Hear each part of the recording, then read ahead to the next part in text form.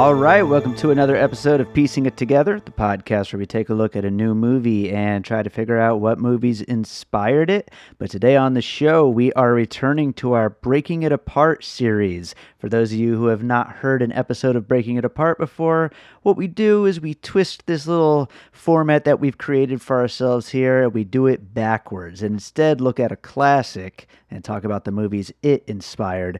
And today we are going to be talking about John Carpenter's The Thing.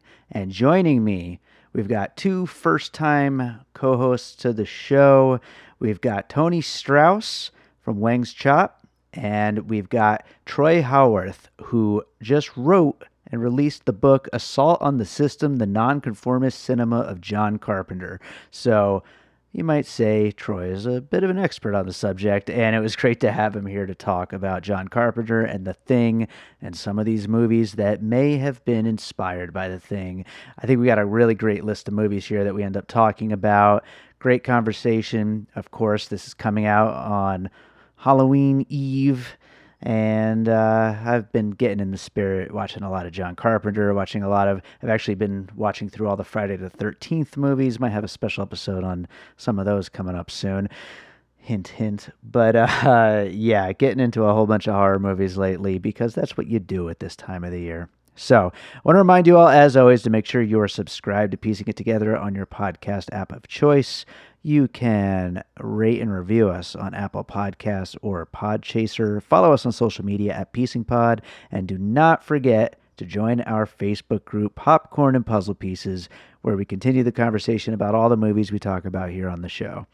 So we got a nice long conversation about horror and suspense and monsters and creatures and body horror and great practical effects and all the stuff that goes along with John Carpenter movies. So let's get into it. All right, so this should be fun today, everybody. We are going to be talking about John Carpenter's The Thing and a lot about John Carpenter in general. With me today, we've got Tony Strauss, who anybody in the Popcorn and Puzzle Pieces group probably knows already. And then we also have a guy who wrote the book on John Carpenter. We've got Troy Howarth with us as well. Hey guys, how you doing? Good. How are you? Doing great, thanks. Yeah, this is gonna be fun. I'm sure everybody here is in the Halloween spirit, watching a lot of horror movies. I picked out quite a few classic John Carpenter to watch, so I'm excited. I'm ready to talk about the man. But I want to start off before we get into The Thing, because we're going to specifically be talking about The Thing with the bulk of this conversation. That's the movie that we're going to do the whole Breaking It Apart thing with. But, really, we could have done so many John Carpenter films. Like, there's so many of them that have had such a huge influence on so many other filmmakers and other movies as well. I guess this is something we could have talked about at the end, but I kind of wanted to bring it up first. Do either of you have a favorite as far as his films are concerned? Well, this is Troy. My favorite is Ghosts of Mars. No, I'm kidding. My favorite is The Thing. So that's why I'm particularly glad to be here today. That works. Nice. What about you, Tony? Same thing. The Thing is definitely my top Carpenter film. Beautiful. This should be a lot of fun then. So one more thing before we get into the puzzle pieces and all that. Why don't we get you guys to introduce yourselves to our listeners? Let's start with you, Troy. Well, I'm a writer who specializes in European cult cinema, typically, a lot of Italian and Spanish films in particular. Started off writing about these movies many, many years ago when I was actually just, in college. My first book was about Mario Bava. It was called The Haunted World of Mario Bava. And then from there, after a big break, I came back into writing more books after doing a lot of film reviewing and DVD reviewing online and doing articles for publications like Weng's Chop, amongst others. Sure. Got into doing more books, including a revised version of the Bava book. But John Carpenter's always been really near and dear to my heart, so that was a project I knew I was definitely wanting to do very much for many years. And just took me a long time to kind of get to the place where I was ready to do it, but now here we are. Nice. And Tony, tell people about yourself. I'm Tony Strauss. I I'm 1/3 of the small but tenacious publishing house WK Books, along with my cohorts Brian Harris and Tim Paxton. I initially started out writing about film back in the 90s for a magazine called Scarlet Street, which was published by Richard Vallee. And I wrote for them for a few years and kind of got out of it for a while after the magazine stopped when Richard Vallee passed away. And Brian Harris roped me in to start writing reviews for a website he was doing called Wildside Cinema. And then later on, he decided to start up Weng's Chop magazine with Tim Paxton. And I came aboard as a writer with issue number 2 of Weng's Chop. And then by issue 4, I was part of the crew in the editing capacity. And now I'm editor-in-chief and layout and design on Weng's Chop. And we also publish Monster Magazine and several other film books. The Assault on the System, the Nonconformist Cinema of John Carpenter, the one that Troy wrote, is actually our 3rd book that we've published from Troy. First one was his book on Klaus Kinski, and the second one was a book on Paul Naschy. And for the last 2 of those, I have edited and designed both books as well. Very cool. So that's kind of what I do with all my spare time. Yes. Yeah, you do seem to be busy a lot with a lot of that stuff. So absolutely. This is an exciting project, though, I'm sure. Talking about John Carpenter, I know you love the work of this man and these films, and really it's going to be a lot of fun here to talk about the thing. So let's start jumping into it. I'm sure we'll talk about the movie as well as Carpenter himself and a lot of the stuff that surrounds it throughout this conversation. I think let's start diving into some of these movies that we think were themselves inspired by the thing. Let's start with you, Tony. I've been waiting to get you on the show for a while, so what do you got for your first piece here? Well, my first puzzle piece is kind of an obvious one in that I see it almost as a remake of The Thing in a different setting, which is George P. Cosmatos' Leviathan from 1989, starring Peter Weller. And it's got Richard Crenna and Amanda Pays and Daniel Stern, Ernie Hudson. It takes place at a remote location, much like The Thing, only this is an underwater location. They find a derelict Russian ship where something horrible has happened. Again, very much like The Thing with the Norwegian camp. It's got a morphing alien that spreads like a virus, gestates inside people. It mutates people and passes from body to body. I mean, it's got almost structurally, beat for beat, almost all the same elements as The Thing, while still kind of being its own fun departure. Sure. But there's little touches, like there's a scene in Leviathan where the blood supply is broken into, and in the end, spoiler alert, the monster is destroyed by a demolition charge. And there's even a similar one-liner in at the end of The Thing. MacReady throws the dynamite at the monster and says, "Yeah, well, fuck you too." And Peter Weller does it at the end of The Thing, or at the end of Leviathan, and says, "Say ah, motherfucker," and throws it into the monster's mouth. So yeah, beat for beat, that movie is, to me, like an unofficial remake of The Thing. So That's great. Yeah, I love that too. That connection with the ending there too, because after being stuck dealing with this thing, for all this time, and to just let it out like that is it's a great cathartic way to end it for the character. Yeah. Awesome. Yeah, that's a great one to kick it off with. Troy, what do you got for your first one? Well, this is one that back in my days when I was loyally watching The X-Files, I discovered an episode called Ice, which is actually from the first season.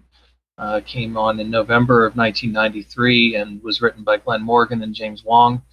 a couple of very familiar names, and very overtly influenced by The Thing, not just by The Thing itself as a film, but also the John W. Campbell novella from 1938, Who Goes There, which was the source of inspiration for The Thing to begin with. And it basically deals with an Alaskan kind of outpost, a scientific team that has all died, and Mulder and Scully go up there to investigate and see what's going on.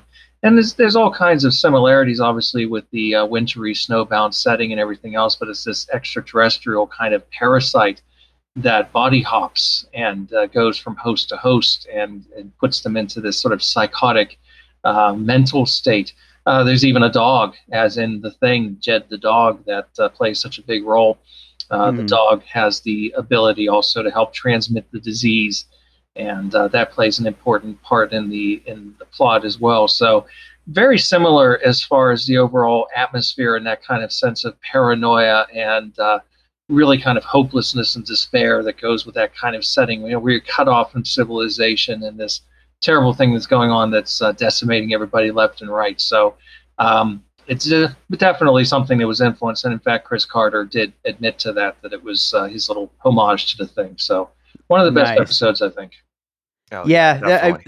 The X-Files being a show that like takes from so many different, different scary stories and things like that to end up finding influence in other scary movies is, I think, bound to happen with that show.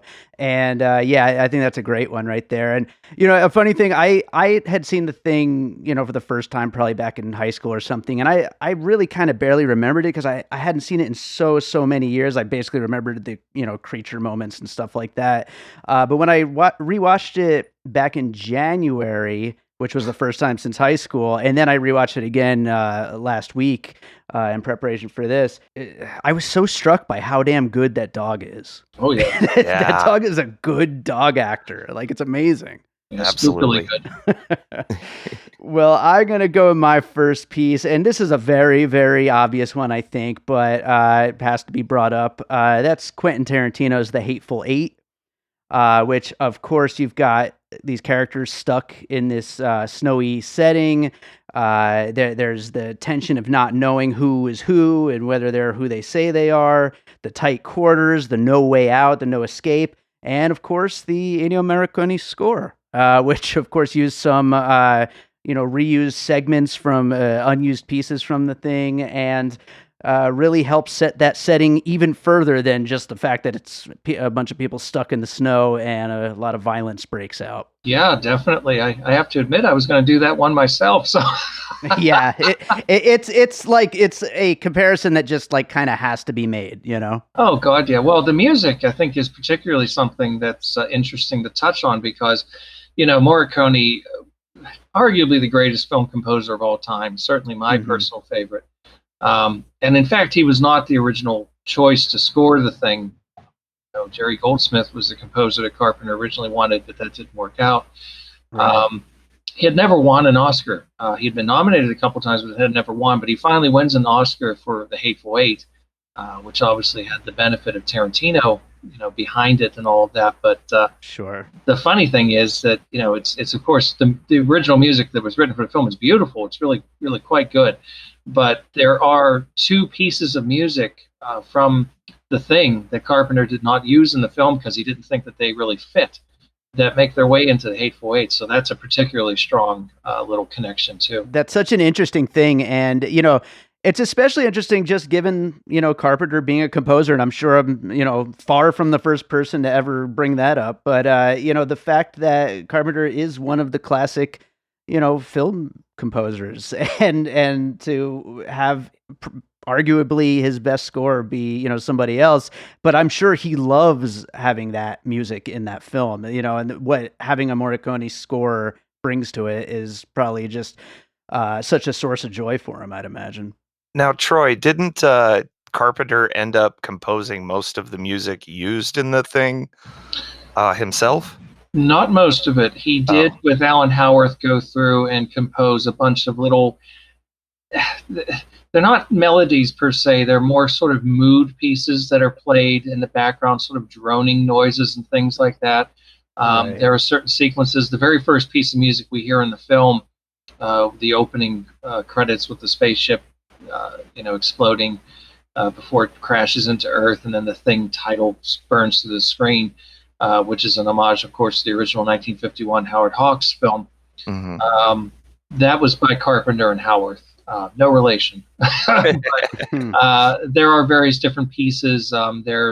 There's a couple of sequences in the film that were kind of rejigged as the film was being shot. There was some rethinking of things that went on, and Carpenter ended up composing certain sections of the film himself.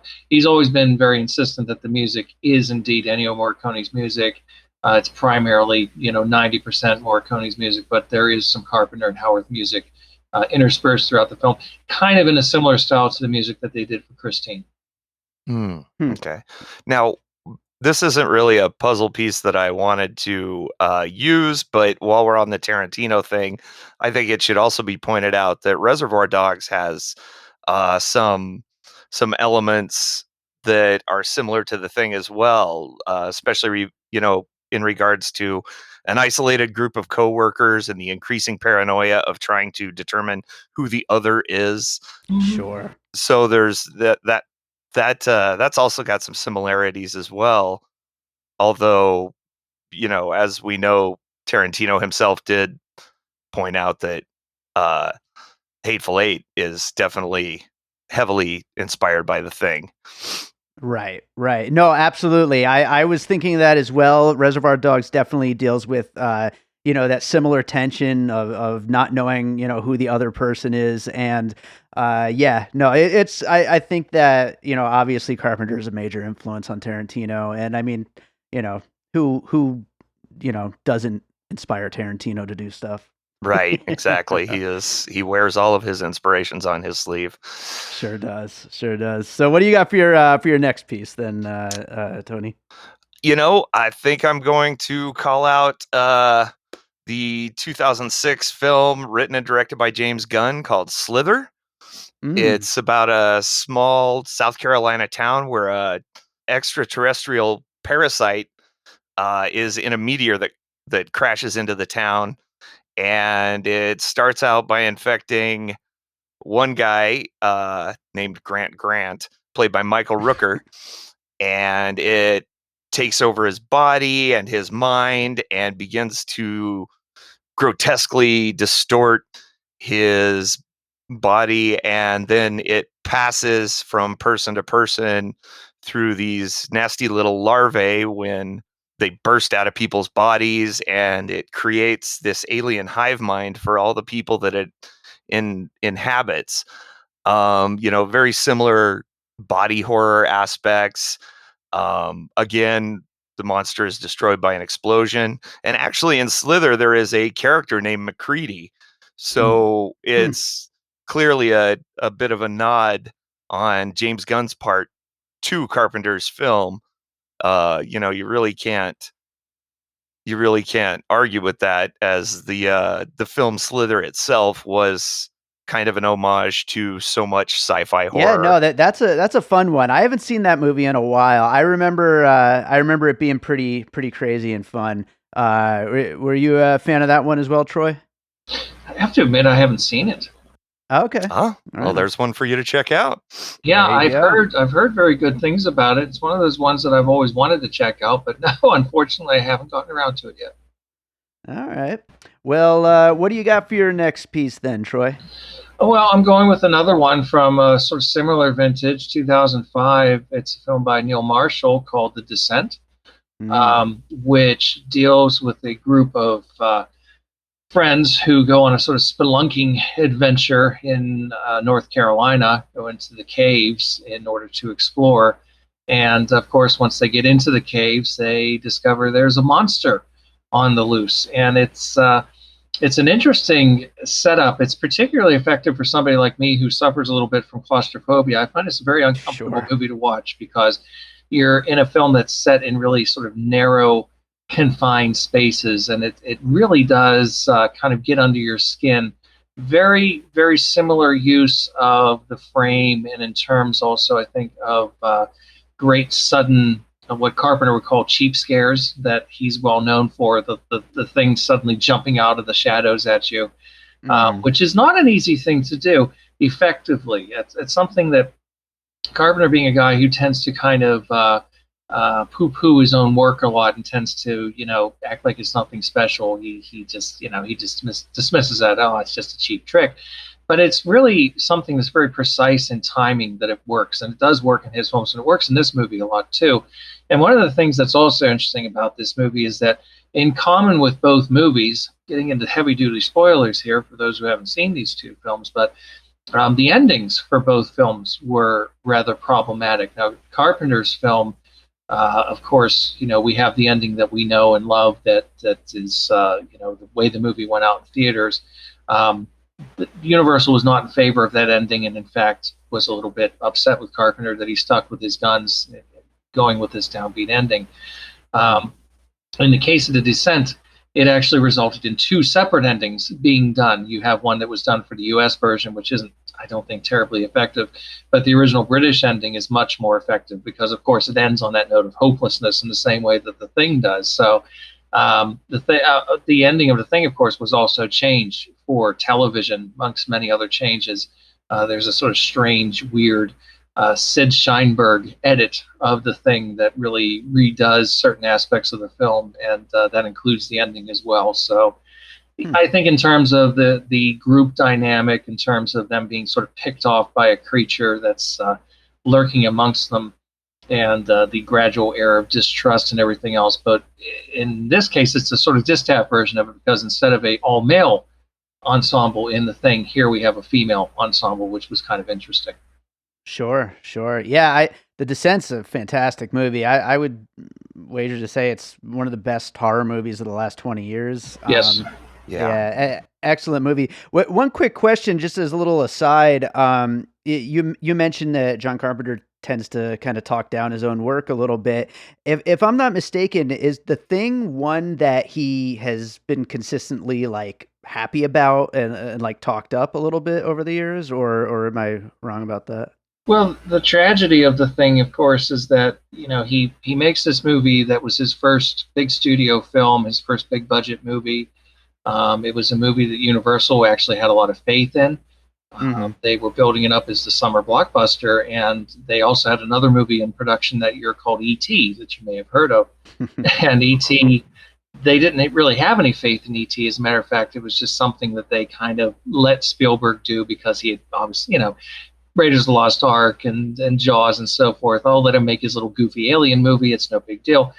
That movie took America and the world by storm, and that really sort of changed the climate of that particular summer. And so there was no place for The Thing. And I think the fact that The Thing not only affected his career negatively because it really kind of stopped his upward momentum dead in its tracks, but also because it was a movie that he was very proud of. And It wasn't just a movie that didn't do well commercially. Sometimes you have movies that come out and they flop at the box office, but the fans really like it, or the critics really like it. Nobody liked this movie when it came out in the U.S. Right. Very few people. Gene Siskel actually gave it a good review. He was one of the few mainstream critics in America that stood up for it. Most everybody else dismissed it. Vincent Canby said it was garbage. Roger Ebert gave it thumbs down and everything else. So it's a movie he's very proud of. He has said on multiple occasions and told me as well that it's the movie that he's proudest of. It's the one that turned out the way he really wanted it to. But of course, the ultimate irony, it's the movie that really kind of took a giant shit on his career in certain respects. Right. So kind of a shame. Yeah, it's crazy when that happens, and then for something to go on and just become so beloved anyway. But I mean, yeah, I read some of the reviews leading up to this, and man, did they shit on this movie? It's just crazy. Yeah, they hated it. They hated it. He was he said it. He said he was treated like he was garbage. He was treated like he was slime. I think it was Stuart Cohen who's on the audio commentary, one of several audio commentaries available for the film on the Arrow Blu-ray. And he talks about going to see Carpenter the weekend after the film came out or whatever. And he said he looked like he had aged, 5 years. He was just absolutely crestfallen by how the film was received. Again, even if the film hadn't been a popular hit, if the reviews had been good or if the reviews had been bad, but it made money, you can kind of take comfort in that when everybody's pretty much telling you, God, this movie's awful. It really did a number on him. Jeez. Well, I'm going to move on to my next piece here, and this one just so happens to be the first movie we ever covered here on Piecing It Together, and somehow we didn't use the thing as a puzzle piece, but we totally should have, and that is Alex Garland's Annihilation, a sci-fi film is a pretty trippy movie about this group of female scientists that go into this weird phenomena in the forest where they call it the shimmer, and weird things are happening. And as they start to explore it, they find basically all the creatures and wildlife are starting to like mutate and blend together, and it's a lot of great creature horror, and it kind of has like a big make it or break it ending, kind of like The Thing. And it's a very cool movie, a very out there movie, and it's got some really inventive creature design stuff going on in it, which I think definitely lends a hand to The Thing. Nice. I got to admit, I still haven't seen that one. It's on my list, but I haven't gotten to it yet. It's a cool movie. It's very, very out there. It's ballsy. It tries a lot of interesting things. What about you, Troy? Have you seen that one? I have, but it has been some time, so I'd need to revisit it. I do remember being impressed by it, though. And certainly it's interesting. I hadn't really thought of it before in connection with The Thing, but I think I can see what you mean. And yeah, that's definitely something to revisit in the near future, I think. Right on. Yeah, I'm ashamed I haven't watched it yet, considering what a big Alex Garland fan that I am. But he's great. Well, Tony, what do you got for your next one? I got two here, but I think I'm going to pick for my next one the 1987 Jack Shoulder film, The Hidden. It stars Kyle MacLachlan.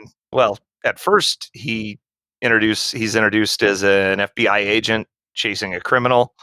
But as the plot progresses, you learn that it's not your average type of criminal. It is an alien life form that is jumping from body to body and driving its hosts to live just extreme adrenaline. So they steal cars, they listen to loud music, they kill people, and this life form just rides the host until it's dead and then jumps to another host.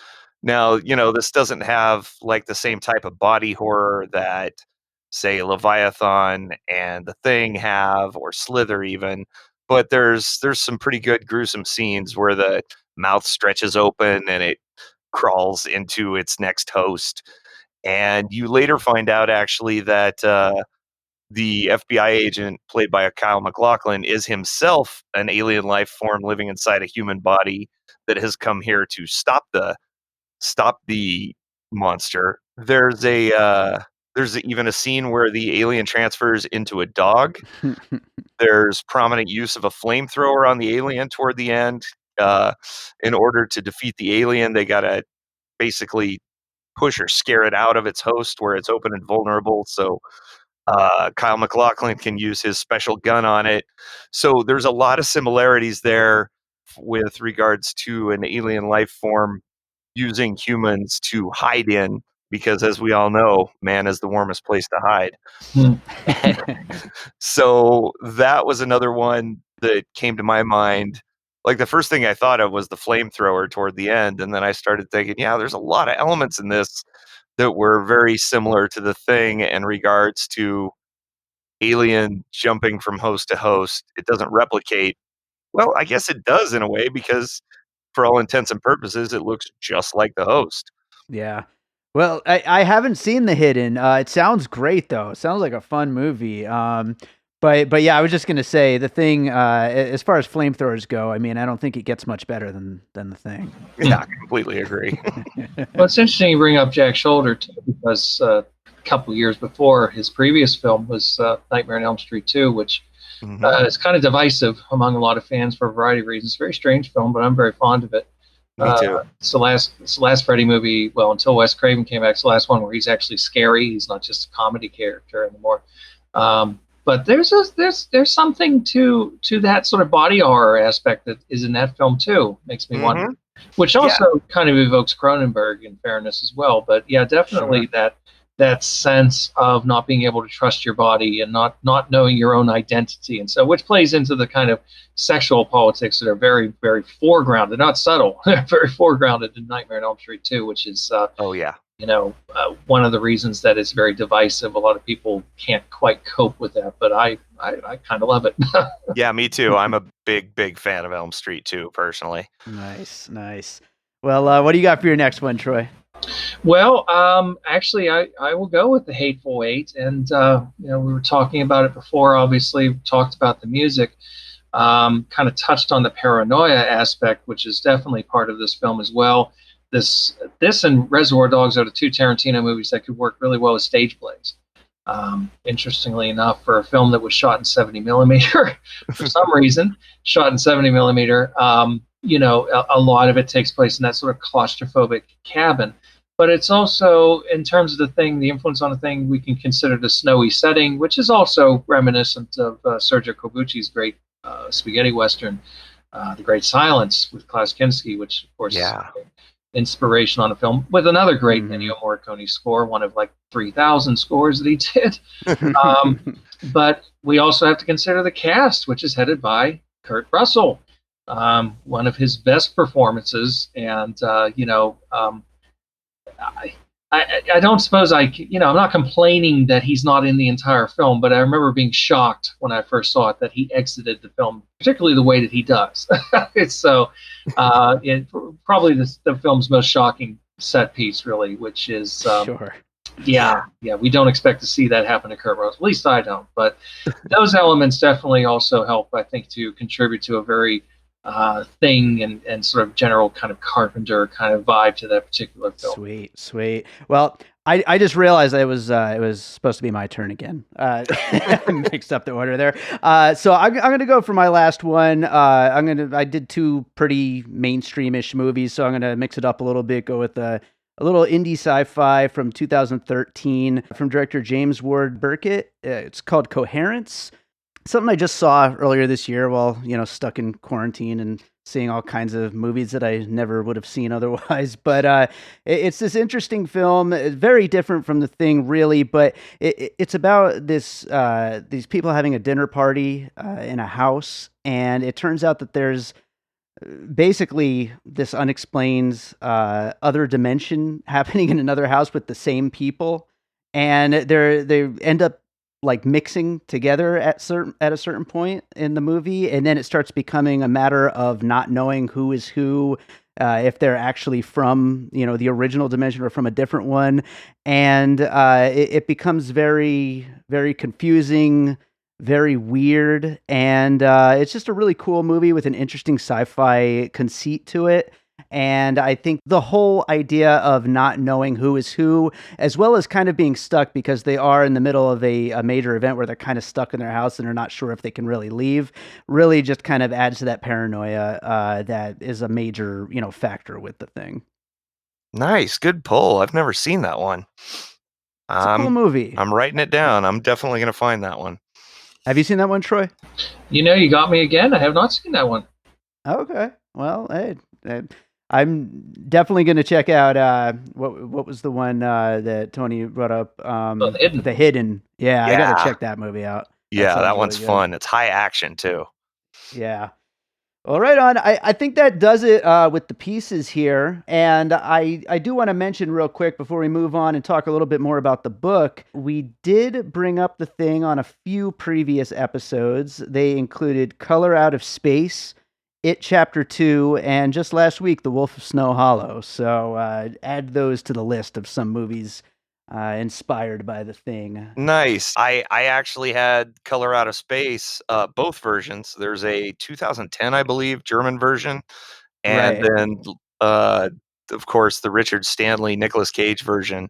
I had those as possible mentions. Nice. I also would like to point out, I don't know if either of you have seen Larry Fessenden's The Last Winter, starring Ron Perlman, but that one takes place, it's an Arctic oil refinery, I believe, or they find, this shack where something terrible's happened, where everything's been decimated. This one isn't so much an alien, but it incorporates the Native American myth of the Wendigo. It has the paranoia of not knowing who's been taken by the spirit of the Wendigo, and even has kind of that similar ambiguous ending where there's a possibility that the force is going to spread into humanity at large. I thought that one deserved a little bit of a nod too. But God, Sure. Yeah, I hadn't seen that. there's so many different, like, especially with regards to alien takeovers and with the body transformations. I mean, you got things like Wicked City, the Japanese film, even Akira, The Faculty. They've got an alien test scene in The Faculty. Oh, definitely. The Mist in there, the Frank Darabont film as well. Oh, yeah, absolutely. So with a very kind of cool science fiction-y monster element to it as well, but another movie with a group of people sort of banded together in a claustrophobic location and turning amongst themselves. The sort of religious zealots, form their own little faction and so forth. And it's really one of the stronger Stephen King movies, certainly of more recent years. It's definitely. And speaking of Stephen King as well, the second half of It has a very overt homage to one of the most famous sequences in The Thing, which is leads to the classic, you've got to be fucking kidding me moment that everybody remembers. So yeah, that's definitely an inspiration too. I'll throw in one more, I guess, while we're at it. A huge blockbuster thing that happens in actually a lot of movies, but the one I thought of is Independence Day. At any time that you're doing a icky, gross, like, autopsy of the alien that they discovered, which happens in so many of these kind of movies, Right. Yeah. The Thing has one of maybe the most unforgettable alien autopsy that I can think of. It is. With Wilford Brimley taking that apart and breaking it down. Oh, it's gruesome. So good. So good. So, I think that about does it here. Let's talk a little more about John Carpenter before we wrap this up. The book, Assault on the System, the Nonconformist Cinema of John Carpenter. I mean, first question, Troy, is why, I mean, you kind of touched on it a little bit in the intro, but why now? As far as making a book on John Carpenter, what made you think that this is the right moment to go back and get into this book? I think it was kind of the elephant in the room for a while for me that, as silly as that may sound, it was just something I knew I really wanted to do. I knew it was something that really meant something to me, and I wanted to have an opportunity to pay that sort of tribute to him, honestly, too, while he's still with us. Most of my books have been about dead people, so this is a rarity, to do one that's, involving somebody who's still around and wanting to pay tribute. And I think it was just as simple as, down through the years, I thought about doing it about close to 20 years ago as my follow-up to my first book, and there wasn't a lot of enthusiasm for the idea at the time, and so I kind of just, put it on the shelf and continued gathering materials down through the years, any kind of articles, books, little bits of trivia that I amassed here and there, and just kind of put everything aside, knew that one of these days, I'm going to go ahead and do this book, and then this stuff will come in handy, which it did.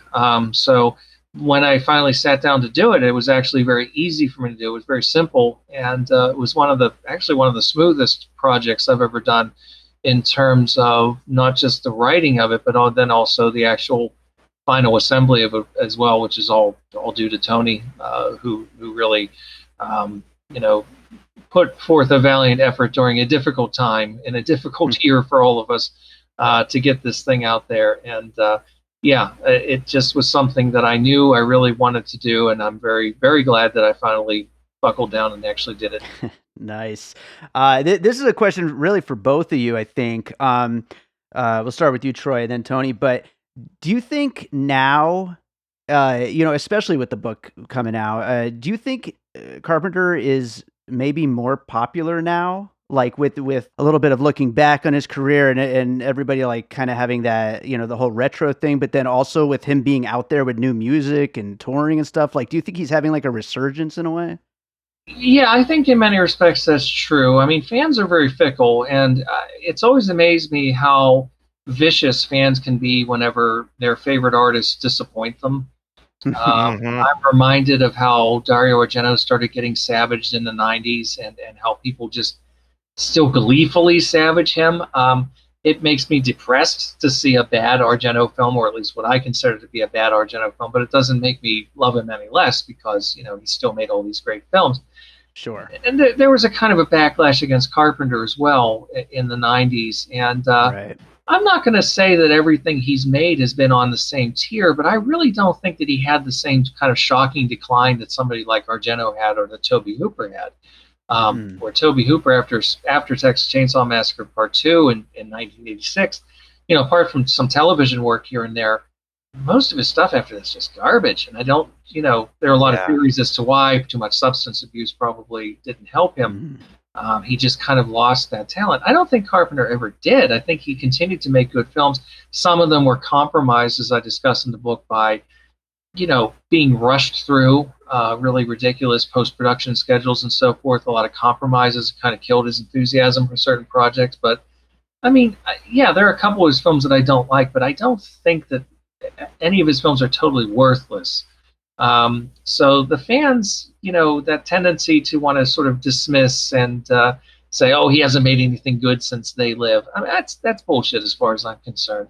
But I do think, you know, walking away from films, not really doing much over the past 20 years, a couple of episodes of Masters of Horror, which definitely proved that he's still got it, Hell yeah. and a feature called The Ward, which is unfortunately not a very good script, but it's actually a very well directed movie. If you can look at it in those terms, there's good stuff in it. Um, I think not churning out a lot of Drek maybe has helped to a certain extent, but now he's enjoying himself doing the music, and people are appreciative of the music. And now everybody's got Halloween fever again with the reboot of the series 2 years ago, and now we're continuing into a couple more films, and he's back in it.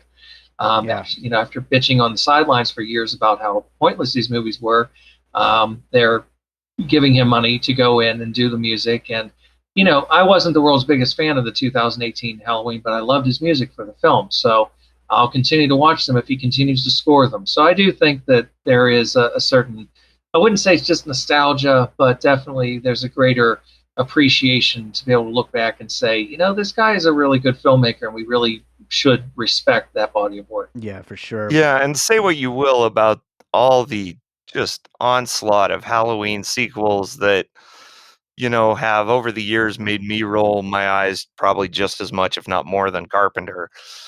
You know, it still speaks to the fact that in 1978 he created something special that has really stayed with horror fans for generation after generation, and it's something they can't and don't really want to let go of.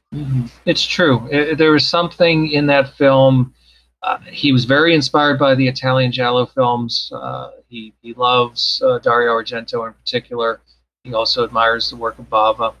And he took that kind of formula, stripped it down to its bare essentials, and made the ultimate scare machine. And it's a film that doesn't really date, even though it's 1978. The fashions have dated perhaps, but it's not a special effects film. So it's not a movie that looks, you know, quote unquote cheesy, although I hate that term with a passion. It doesn't look cheesy nowadays. It's kind of timeless, and it still works because, again, the timing is so good. The scares work because of his timing, and the timing comes down, I think, to his background in music. Yeah, for sure. Well, one other question about the book. You know, it's over 400 pages. Is there any major thing that you didn't get a chance to explore, Carpenter related, while working on this? Not really anything in particular. I would have liked and welcomed to have had more interviews. I did try to get some people. Certain people didn't work out. Tommy Lee Wallace nearly worked out, but then he didn't, unfortunately. The same with Alan Howarth. Adrian Barbeau expressed an interest, but then, you know, people get busy, and it's also been a weird year, let's face it. So Sure. a lot of people, I was interested in trying to get Gary Kibbe. I couldn't get a lead on him. He was a cinematographer that Carpenter used from Prince of Darkness onward, but he died earlier this year, so presumably he wasn't in a great way anyway. So I would have liked to have had more if I could have gotten them. And some people were just talked out. They just don't want to talk about it anymore. Richard Kobritz, for example, the producer of Someone's Watching Me and Christine, is just, he's been there and done that too many times. Doesn't want to talk about it anymore, which is why I was particularly thrilled that John himself was willing to talk to me, because you do tend to get tired of answering the same questions all the time. So no, I if I could have gotten some more interviews, that would have been great. I would have loved to have included them, but I'm glad we got what we got, and I can say I think it does what I wanted it to do. Awesome. Very cool. Well, I always ask my guests when we wrap these things up if there's a movie they watched recently that they'd like to recommend to our listeners. Tony, let's go with you first. Is there something you saw recently you'd like to recommend? I would like to recommend 2 films, actually. I saw them for the Sin City Horror Fest. Okay. One of them is Jeff Wedding's film Tennessee Gothic, which was it was actually shot on film. Independent, low-budget horror movie shot on film. That alone is worth watching it for. I've seen that. The fact that it's an adaptation of an old Ray Russell short story about a strange woman that is rescued by a father and son, and she stays with them on their farm, and things get strange. That movie is creepy, it's hilarious, it's exciting. Everything about it is a delight. And the other film I would like to mention is Joe Badon's Sister Tempest, which is a bit more artsy-fartsy, if you will, but there's really nothing like it. It's about a woman who is dealing with the disappearance of her sister, and strange hallucinations begin intruding on her life. And it would take me an hour to describe it in more detail than that. But both of those movies are some of the best I've seen in quite a while.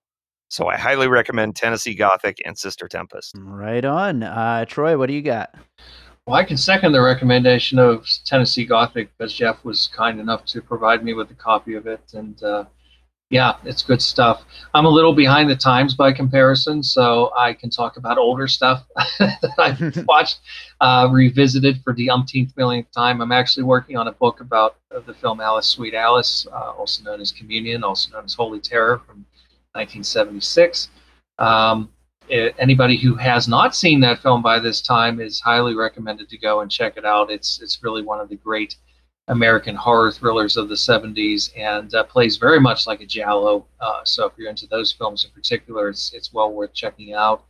As far as anything else goes, like so many people, I've been working my way through the Friday the 13th set through Shout Factory, and I still retain a lot of affection for at least the first 8 films, which is, I guess, not such a bad run, but I wouldn't say any of them are great, but I like them, I enjoy them, and I have a irrational enjoyment, perhaps, of Part 5, which most people seem to hate.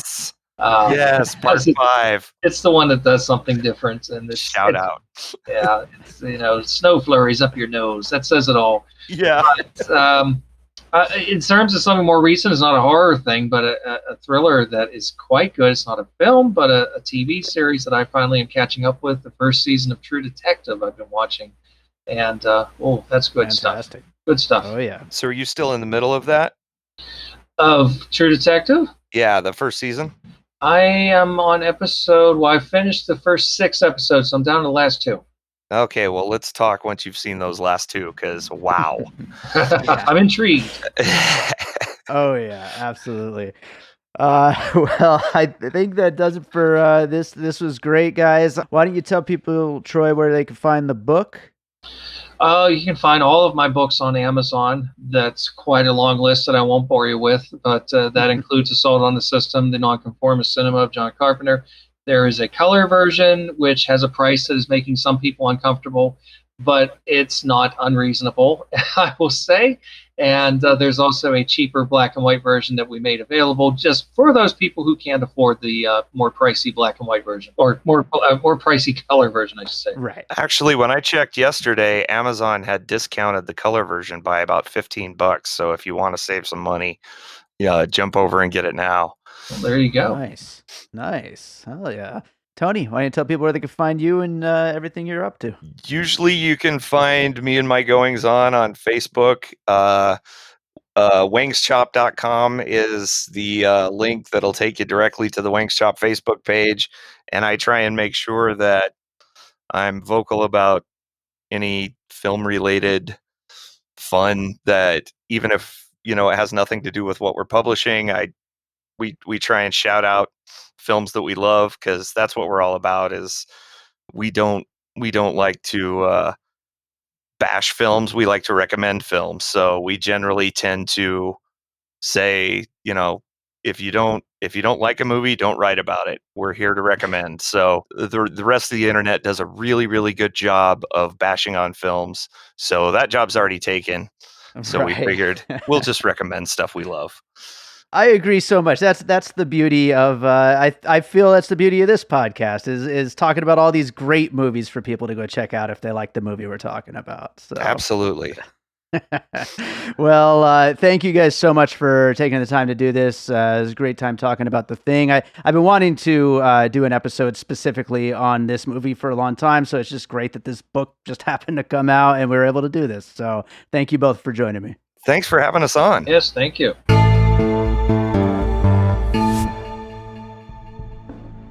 Did you like The Parent Trap, where two young Lindsay Lohans discover their estranged twin sisters at a summer camp and switch places? Then you might also like young camp counselors being stalked and murdered one by one by a masked assailant in Friday the 13th. Did you like reporter Drew Barrymore going undercover as a high school student to get a good story and Never Been Kissed? Then you might also like FBI agent Johnny Utah infiltrating a clique of surfers who moonlight as bank robbers in Point Break.